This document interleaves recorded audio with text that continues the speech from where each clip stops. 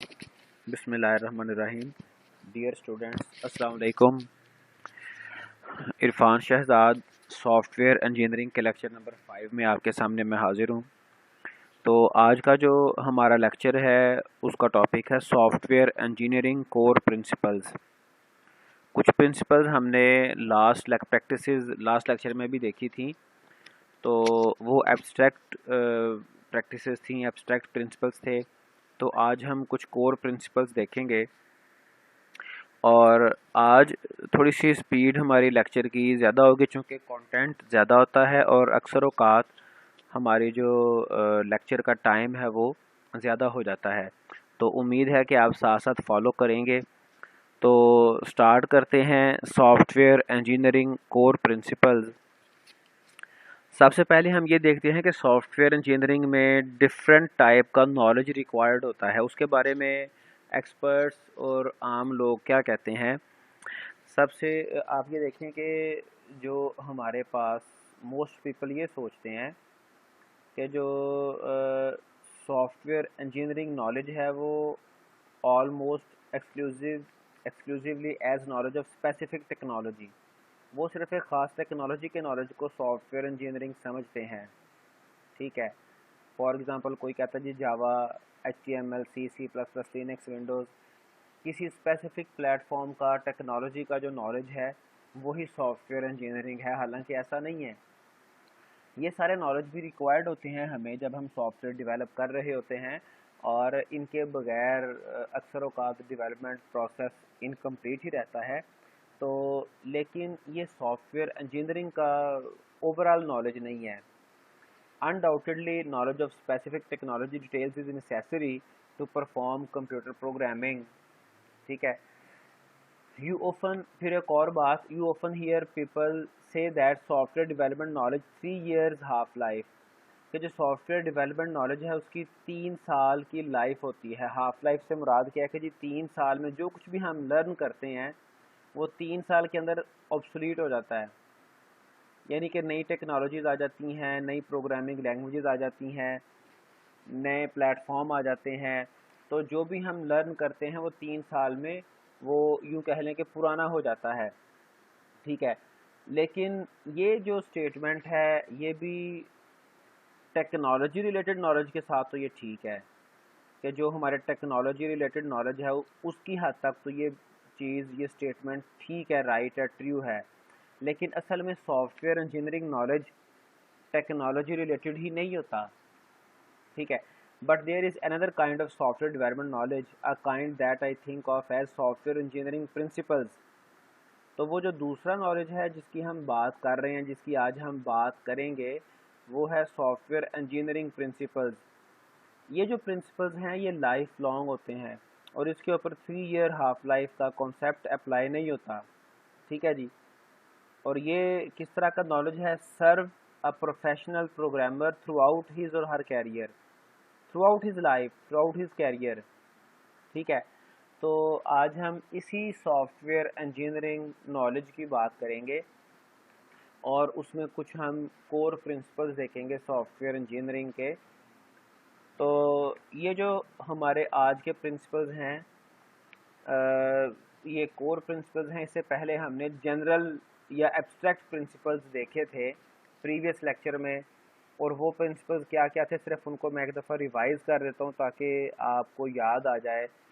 सबसे पहला था the reason it all exist, provide value to end users, keep it simple, maintain the vision, recognise that others consume what you produce, be open to the future, plan ahead for reuse and think. तो ये वो principles थे जिनको हमने general principles या abstract principles का नाम दिया था। तो आज हमने इसके अलावा कुछ कोर प्रिंसिपल्स देखने हैं, प्रिंसिपल्स दैट गाइड प्रोसेस। तो आपको मैं पहले ही बता चुका हूँ कि हमारा जो लेक्चर है उसकी स्पीड थोड़ी सी आज ज़्यादा होगी। 4 लेक्चर पहले हो चुके हैं। उम्मीद है कि आपने अडॉप्ट कर लिया होगा मेथड भी, और आपको चीज़ें अब आसान आपके लिए हो चुकी होंगी। तो और साथ कंटेंट भी हमारा ज़्यादा होता है, इसलिए थोड़ी सी स्पीड ज़्यादा होगी। principles that guide process. The following set of core principles can be applied to the framework और software process.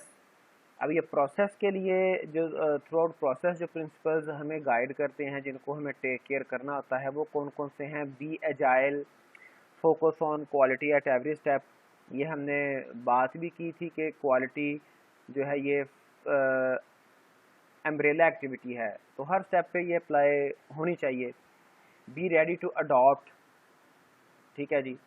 Build an effective team, इनकी डिटेल्स हम अगली स्लाइड्स में देखते हैं। Establish mechanism for communication and coordination, manage change, assess risk, create work products that provide value for others.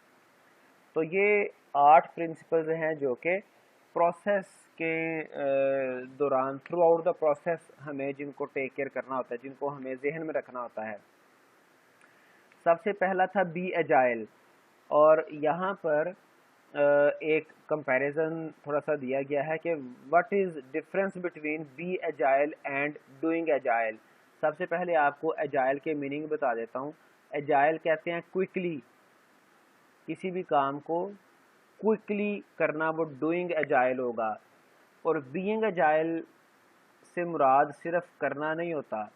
Being agile से मुराद ये है कि हमें हमारा थिंकिंग प्रोसेस, हमारी अप्रोच, वो भी एजाइल होनी चाहिए, वो भी जल्दी से क्विकली हम चीज़ों को समझ जाएं, क्विकली हम अपना गोल सेट कर लें। तो डूइंग और being agile are not equal, ठीक है जी, ये इक्वल नहीं है। अब डूइंग एजाइल में क्या होता है? डूइंग एजाइल में प्रैक्टिसेस हैं, डिफरेंट प्रैक्टिसेस होंगी जिनको हम क्या करते हैं, इन प्रैक्टिसेस को अडॉप्ट करते हैं। ये देखिए अडॉप्शन ऑफ प्रैक्टिसेस। जबकि जो बीइंग एजाइल है, it is a mind set, ठीक है। It is not about doing, it is about your approach. जैसे ये देखें, ये हमारी टीम है या पर्सन की एक पर्सनल ग्रोथ है, तो यहाँ पर ये इस वक्त पर्सन यानी कि एग्जिस्ट कर रहा है और वो सोच रहा है, वो कह रहा है I have a dream. Dream क्या है? यहाँ पर पहुँचना, ये उसका गोल है। तो उसके लिए उसने वे आउट बनाना है, different ways, different methods, different चीज़ें। तो इनको अडॉप्ट करते हुए वो अपने गोल को पहुँचेगा, ठीक है। और यहाँ पर आप देखें कि जो डूइंग एजाइल है वो अडॉप्शन है, अडॉप्शन ऑफ प्रैक्टिसेस।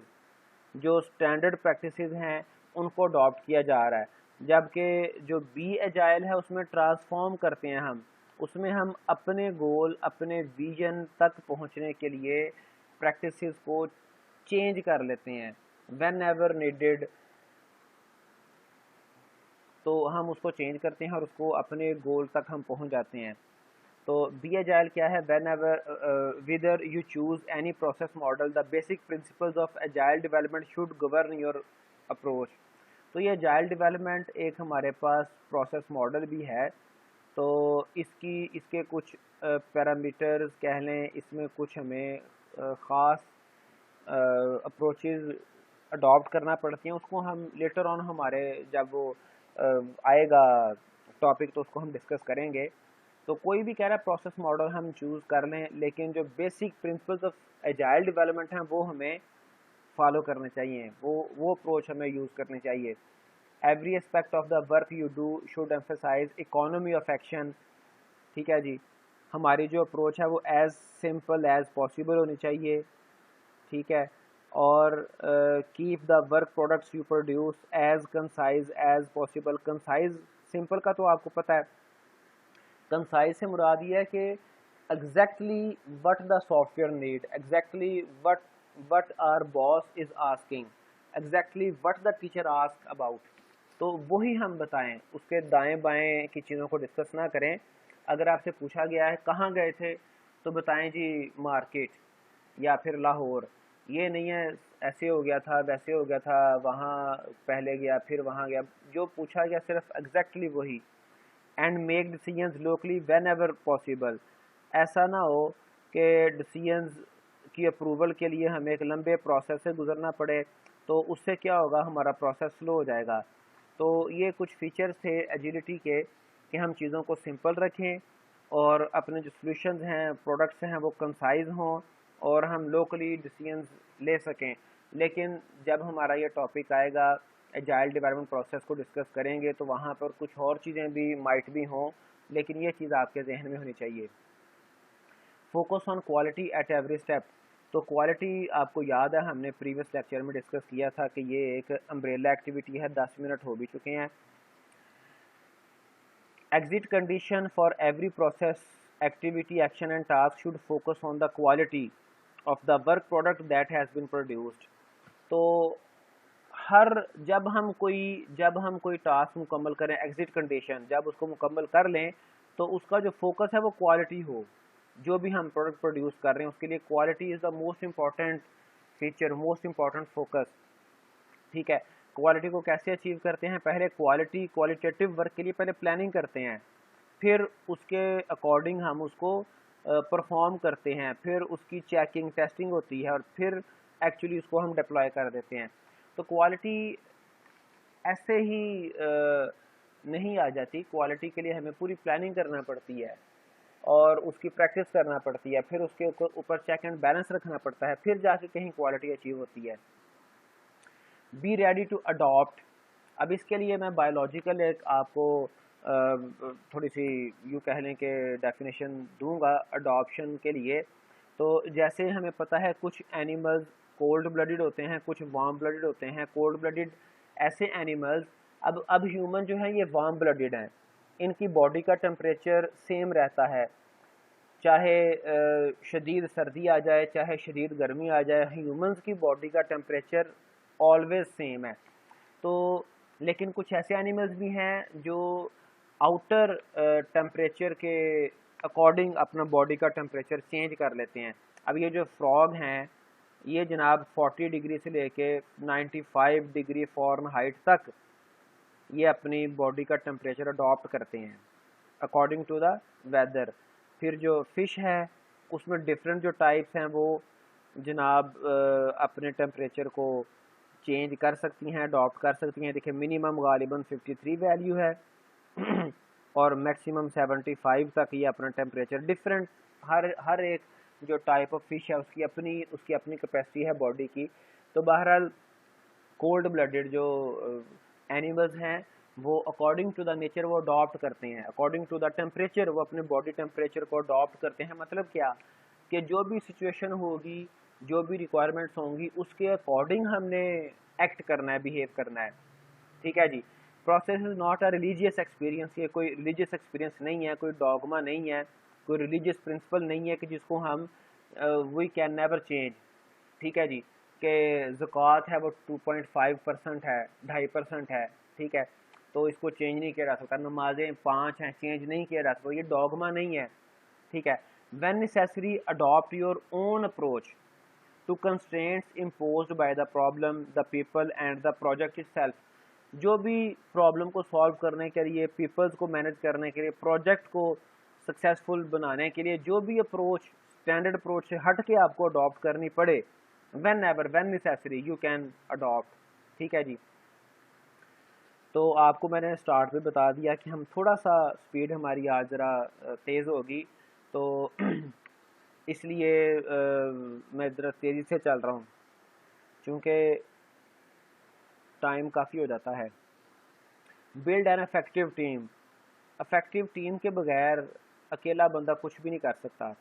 अब मुझे वो याद नहीं है, कोई गालिबन 5-7 साल पहले जब स्पोर्ट से बहुत ज़्यादा एक्टिवली होता था लगाव, तो उस वक्त एक फुटबॉल का वर्ल्ड कप फाइनल हम देख रहे थे। बड़ा इम्पोर्टेंट कोई बड़ा फेमस प्लेयर था फुटबॉल का, आई एम नॉट श्योर, लेकिन वो गालिबन फ्रांस की टीम का था।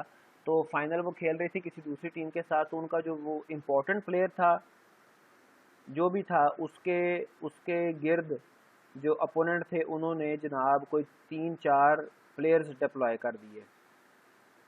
ठीक है, उसको चांस ही कोई नहीं दिया और ये जो प्लेयर था इसी की बेस पर जो इसकी टीम थी वो मैचेस विन करती आ रही थी।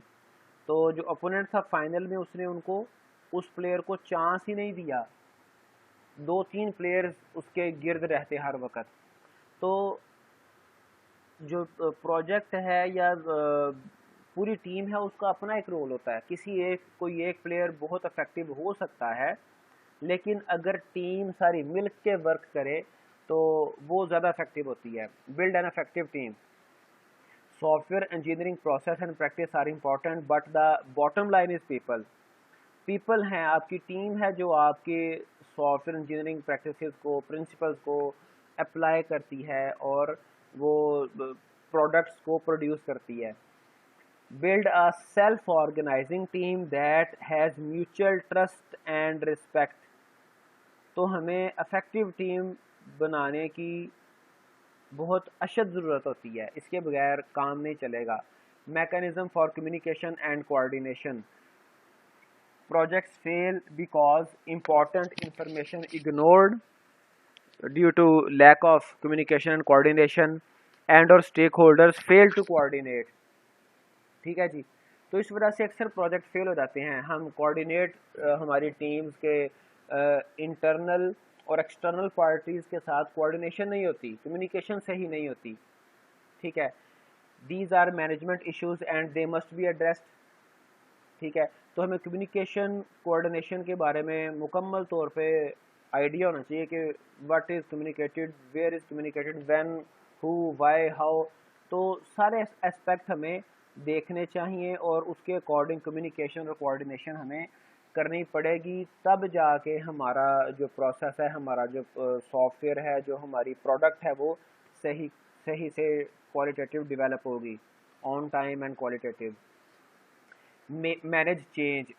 अब चेंजेस सॉफ्टवेयर में आती हैं हमारे, अगर हम रियल वर्ल्ड में भी कोई प्लानिंग करें उसमें भी चेंजिंग आती है।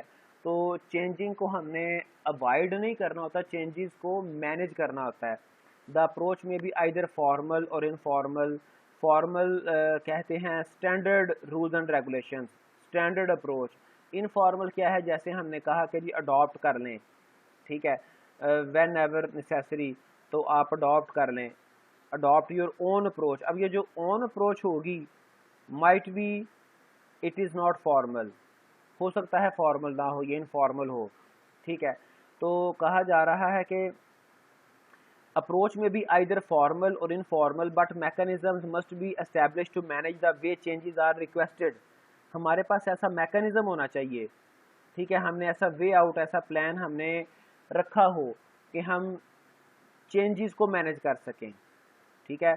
अगर यूज़र्स, कस्टमर्स की तरफ से जो जिनके लिए हम वर्क कर रहे हैं चेंजेस की रिक्वायरमेंट आती है, उसकी रिक्वेस्ट आती है, तो हम उसको चेंज को असेस करें, चेंज को हमारी टीम अप्रूव करे और उस चेंज को फिर इम्प्लीमेंट कर दे। तो चेंज को मैनेज करने का हमारे पास एक प्लान होना चाहिए। Assess risk. रिस्क असेसमेंट से क्या मुराद है कि उसके हमने देखने हैं कि लाइकलीहुड क्या है रिस्क की, परसेंटेज, कितने चांसेस हैं रिस्क के अकर होने के लिए। ठीक है। ये हमें देखना पड़ेगा। और अगर रिस्क अकर हो जाता है, रिस्क जो है वो हमें फेस करना पड़ जाता है, तो उसका डिज़ास्टर क्या होगा, आउटकम क्या आएगा, उसका डैमेज क्या होगा, डैमेज या डिज़ास्टर। ठीक है जी। मैं पूरा नहीं लिख रहा। तो डिज़ास्टर। अच्छा, उसकी फ्रीक्वेंसी कितनी दफ़ा वो अकर हो सकता है। अब रिस्क की मैं आपको सिंपल सी एग्जांपल दे देता हूँ। अगर आप कोई ऐसी कार में बैठे हैं, ड्राइव कर रहे हैं, जिसका हमें आइडिया हो कि जी इसकी ब्रेक फेल हो जाती है। ठीक है। और उसकी उसकी जो लाइकलीहुड है वो आप फर्ज करें कि वो जनाब बहुत कम है। बहुत कम से मुराद क्या है जी, उसकी लाइकलीहुड, कार मैंने बनाने की कोशिश की है, अजीब सी बन गई, तो उसकी लाइकलीहुड क्या है, उसके अकरेंस के चांसेस फॉर एग्जांपल 1% चांसेस हैं। यानी कि 100 टाइम्स अगर आप ब्रेक लगाते हैं तो उसमें 1 टाइम वो ब्रेक फेल हो जाती है। तो मेरा नहीं ख्याल कि कोई भी बंदा इस कार को ड्राइव करना चाहेगा।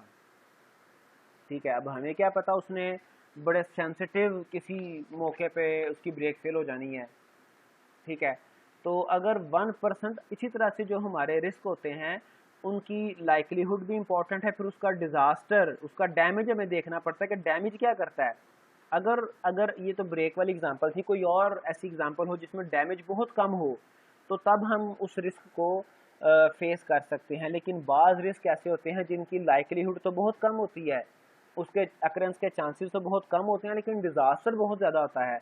तो बहरहाल हमें रिस्क को असेस करना चाहिए, ठीक है। Lots of things can go wrong as software is being developed, यानी कि रिस्क उसमें हमें फेस करना पड़ सकता है। It's essential that you establish contingency plan. अगर वो रिस्क अगर हो जाता है तो हमारे पास कंटिजेंसी प्लान होना चाहिए, प्लान बी होना चाहिए, बैकअप प्लान होना चाहिए, ठीक है। If one plan goes wrong, तो अगर ऐसा नहीं होता तो फिर हमने क्या करना है जी, यहाँ पे एरर आ जाता है, यहाँ पे रिस्क आ जाता है, तो हमने इसको इस तरह से परफॉर्म कर लेना है किसी और तरीके से, ठीक है। कंटिजेंसी प्लान कहते हैं प्लान बी, ऑल्टरनेटिव प्लान, ठीक है जी। Plan A, plan B, plan C, हमारे पास सम टाइम बहुत सारे प्लान्स भी होते हैं कि अगर ये प्लान वर्क किया तो ठीक है, ना किया तो हम प्लान बी पे चलेंगे। Create work products that provide value to others, ये प्रीवियस हमने जनरल प्रिंसिपल्स में भी देखा था। इसी तरह का principle, create only those work products that provide value for other process activities, actions और task. Be sure that the work product conveys the necessary information without ambiguity or omission. तो हम जो भी प्रोडक्ट बनाएं, जो भी हम, क्योंकि जो हमारा एक ओवरऑल प्रोडक्ट होती है उसमें हमने ये देखा था डिफरेंट, हमारा जो सॉफ्टवेयर डेवलपमेंट लाइफ साइकिल उसके डिफरेंट फेजेस में, हर फेज में कोई ना कोई प्रोडक्ट प्रोड्यूस हो रही होती है। तो जो भी हम प्रोड्यूस करें, जो भी वर्क प्रोडक्ट निकले, वो विदाउट एम्बिगिटी, यानी कि विद क्लैरिटी और without any error. Without ambiguity से मुराद है कि उसमें कोई डाउट ना हो, क्लैरिटी क्लियर हो। एमिशन कहते हैं एरर को, और विदाउट एरर हम उसको कन्वे कर दें, ठीक है जी। कन्वे करना है किस तरह से, विदाउट एम्बिगिटी और emission. Principles that guide practice, तो ये हमारे 8 प्रिंसिपल्स थे जो कि प्रोसेस को गाइड कर रहे थे। अब प्रिंसिपल्स हैं जो कि प्रैक्टिस को, प्रैक्टिकली हमें प्रैक्टिकली गाइड करते हैं। अच्छा, software engineering practice has a single over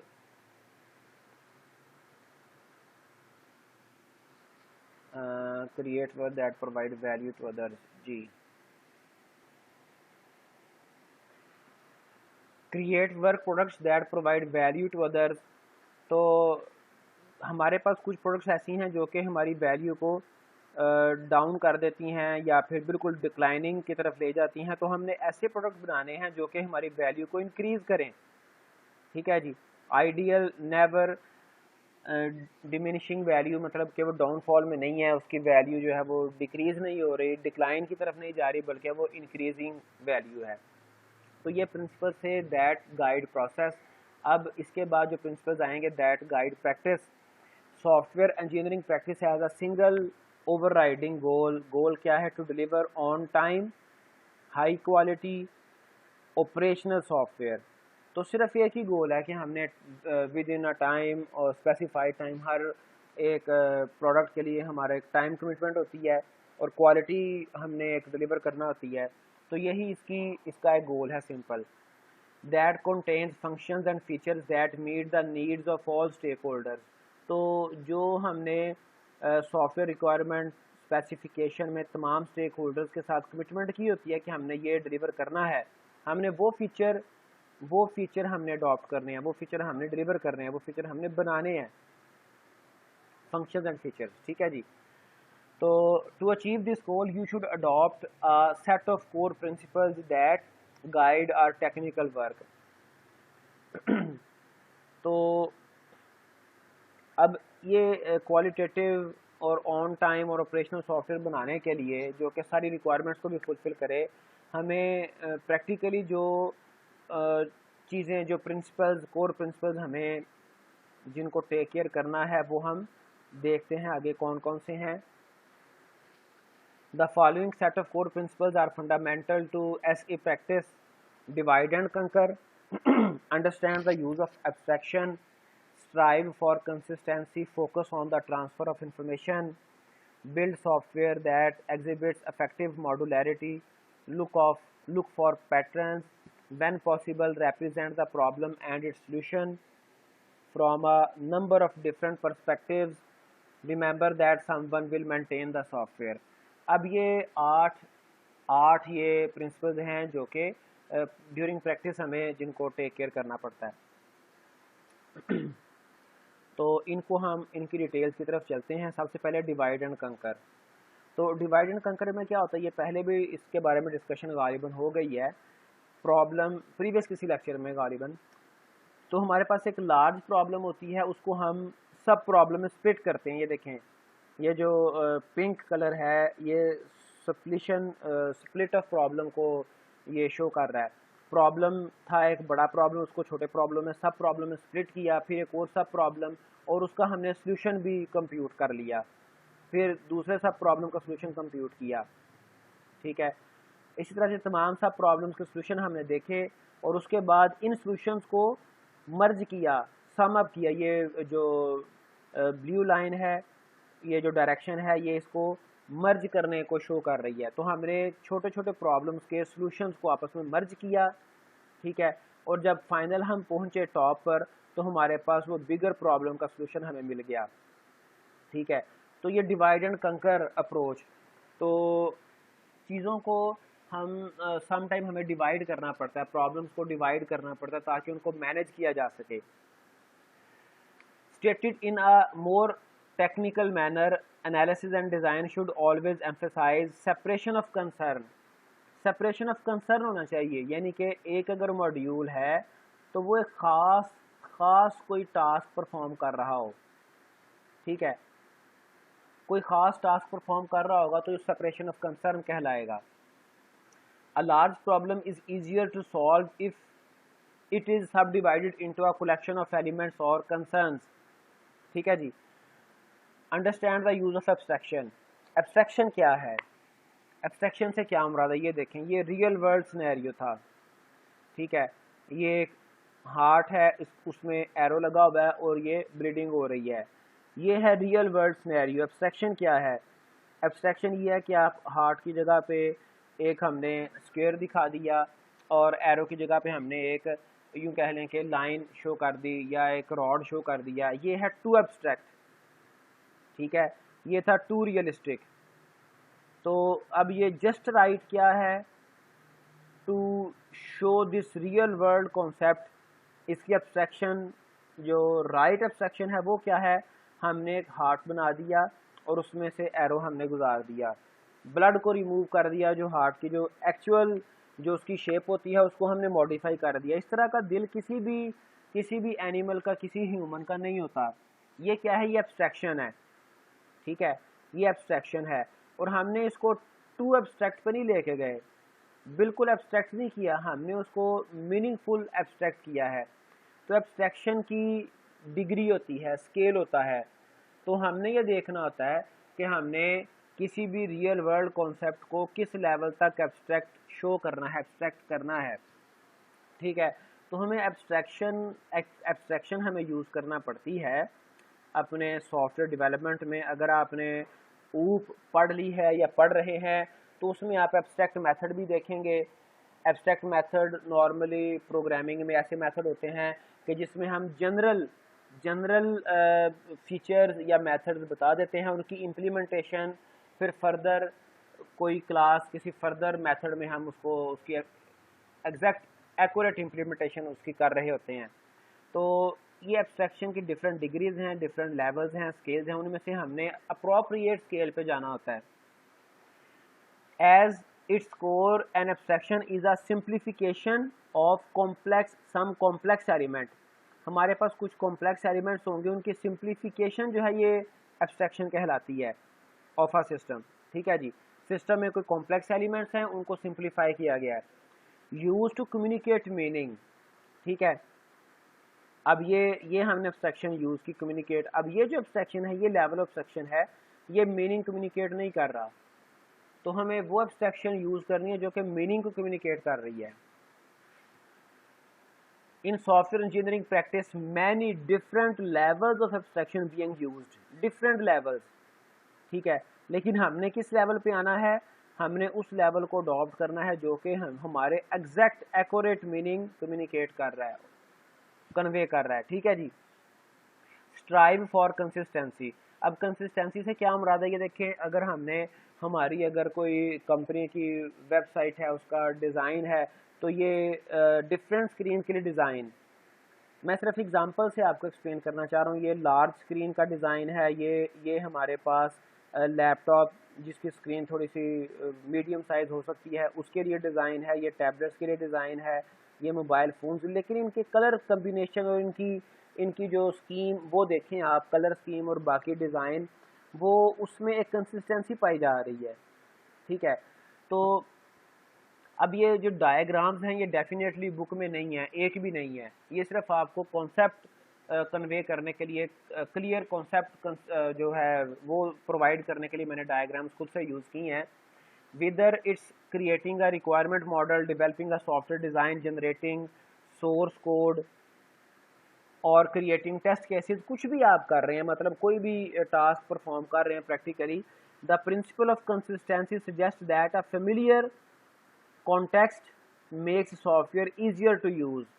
familiar context से क्या मुराद है, आप माइक्रोसॉफ्ट वर्ड यूज़ कर लें, माइक्रोसॉफ्ट एक्सेल यूज़ कर लें, पावर पॉइंट यूज़ कर लें, आप देखें वहाँ पर आपको फाइल का मेन्यू मिलेगा, उसमें कई एक ऑप्शंस होंगी, आपको एडिट मिलेगा। ठीक है, तो उसमें जो ऑप्शंस हैं वो जो फर्दर ऑप्शंस आती हैं वो तकरीबन सेम हैं, ओपन कर सकते हैं, सेव कर सकते हैं, क्लोज कर सकते हैं। ठीक है जी, तो ये फेमिलियर कॉन्टेक्स्ट है, कंसिस्टेंसी है, तो हमें कंसिस्टेंसी को यूज़ करना पड़ेगा। ठीक है, अदरवाइज चीज़ें मुश्किल हो जाएंगी। As an example, in a web app consistent placement of menu options, जैसे आपको मैंने ये फाइल मेन्यू की बात की, एडिट मेन्यू की बात की, use of consistent colour scheme and the consistent use of recognizable icons, all help to make the interface sound. ये सारी चीज़ें हमारे इंटरफेस को साउंड करती हैं, उसको मीनिंगफुल और इफेक्टिव बनाती हैं। Focus on the transfer of information, हमारे जो मोस्ट ऑफ द सॉफ्टवेयर हैं उसमें इंफॉर्मेशन ही ट्रांसफॉर्म एंड ट्रांसफ़र हो रही होती है। ठीक है, software is about information transfer from database to end user. ठीक है, from legacy system to a web app. Legacy system हमारे कौन से हैं, जो कि पुरानी टेक्नोलॉजी में बने हुए हैं, लेकिन उनको हम डिस्कार्ड नहीं कर सकते, तो लेकिन वहाँ से लेगेसी सिस्टम से हम वेब ऐप में इंफॉर्मेशन अपनी वो स्विच करवा रहे हैं, ट्रांसफ़र करवा रहे हैं, from end user into a graphic user interface. ठीक है जी, from operating system to an application. तो मुख्तलिफ लेवल्स पे, मुख्तलिफ सिस्टम्स में जो इंफॉर्मेशन है वो एक जगह से दूसरी जगह ट्रांसफ़र हो रही होती है। ठीक है, एंड यूज़र से GUI में और डेटाबेस से एंड यूज़र की तरफ बेशुमार लेवल्स हैं, तो इंफॉर्मेशन हमारी ट्रांसफ़र हो रही है। ठीक है जी, तो the list is almost endless. In every case information flows across N interface, तो जो इंफॉर्मेशन फ्लो हो रही होती है, ट्रांसफ़र हो रही है, तो कोई ना कोई इंटरफेस यूज़ कर रही होती है। ठीक है, दो कंपोनेंट्स के दरमियान कोई ना कोई इंटरफेस होगा जिसके थ्रू इंफॉर्मेशन जा रही है, ट्रांसफ़र हो रही है, तो वो जो इंटरफेस है उसमें एरर के चांसेस होते हैं, उसमें प्रॉब्लम के चांसेस होते हैं, तो हमने उसके ऊपर स्पेशल फोकस हमारा होना चाहिए।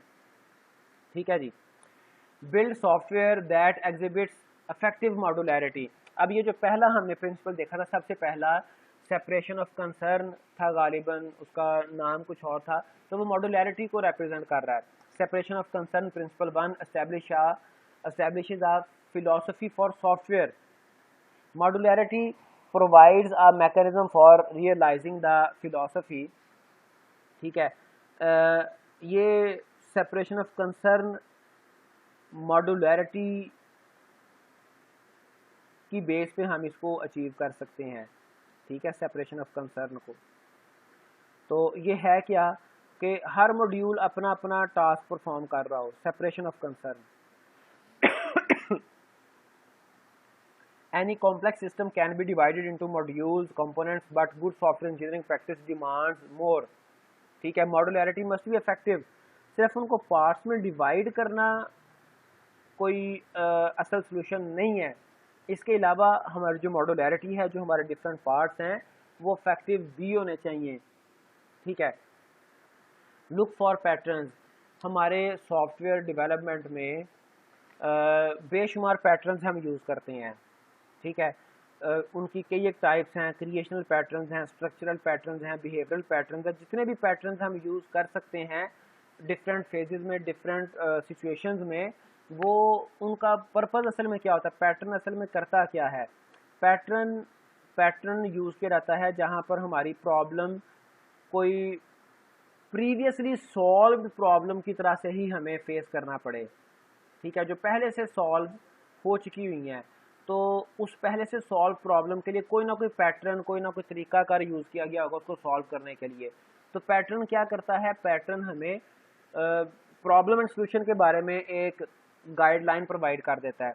The goal of pattern within the software community is to create a body of literature to help software developers resolve recurring problems जो बार बार अकर हो रहे हैं encountered throughout all of software development. Patterns help create a shared language for communicating insight and experience about the problems and their solutions. तो ये patterns क्या करते हैं, प्रॉब्लम्स और उनके सॉल्यूशंस के बारे में हमें इनसाइट प्रोवाइड करते हैं, हमें उसके बारे में जो है वो क्लैरिटी देते हैं, उसके बारे में हमें अवेयरनेस प्रोवाइड करते हैं, ठीक है। तो ये पैटर्न्स कई तरह के, कई इसकी टाइप्स हैं, तो इनको हम अप्रोप्रिएट टाइम पे हम इनको फर्दर डिस्कस करेंगे। जो हमारा कोई टॉपिक ऐसा आया तो उसमें हम इसको देखेंगे मज़ीद डिटेल के साथ। When possible represent the problem and it's solution from a number of different perspectives. अब डिफरेंट पर्सपेक्टिव्स हो सकते हैं कि चीज़ को देखने के, ठीक है। जैसे ही आप देखें, अगर हम पर्सपेक्टिव को हम पॉइंट ऑफ व्यू भी कह सकते हैं। जैसे ये एक पर्सन है, इसके पॉइंट ऑफ व्यू से ये जो हमारे पास ये बार हैं डिफरेंट, ये 1 2 3 4 ये बार, 4 सलाखें या 4 रॉड नज़र आ रहे हैं।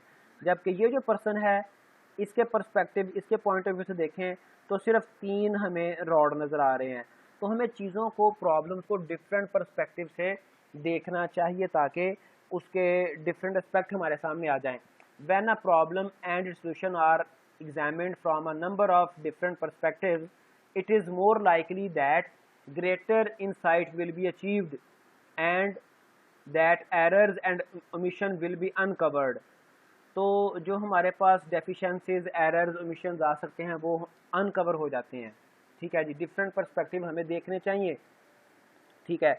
इसको आप दूसरे वर्ड्स में या दूसरे वे में, दूसरे पर्सपेक्टिव में इस तरह से भी समझ सकते हैं कि हमारे किसी भी डेवलपमेंट के लिए स्टेक होल्डर्स बेशुमार होते हैं, तो हमें हर स्टेक होल्डर के पॉइंट ऑफ व्यू से देखना पड़ेगा या देखना चाहिए कि अगर एक यूज़र है, एक मैनेजर है, एक एंड यूज़र है, एक एम्प्लॉय है, हर एक के पर्सपेक्टिव से देखेंगे तो तब जाके हम चीज़ों को अच्छे तरीके से मैनेज कर सकते हैं। Remember that someone will maintain software, क्योंकि हमारा सॉफ्टवेयर जो है वो उसमें चेंजिंग्स डिप्लॉय होने के बाद भी चेंजिंग्स आ जाती हैं, उसको हमें मैनेज करना पड़ता है, उसको मेंटेन रखना पड़ता है।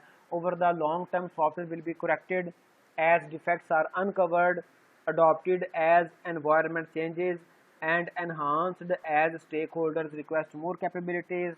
तो चेंज रिक्वेस्ट आ जाती है, तो हमें इस सूरत में हमें सॉफ्टवेयर को मेंटेन करना पड़ता है।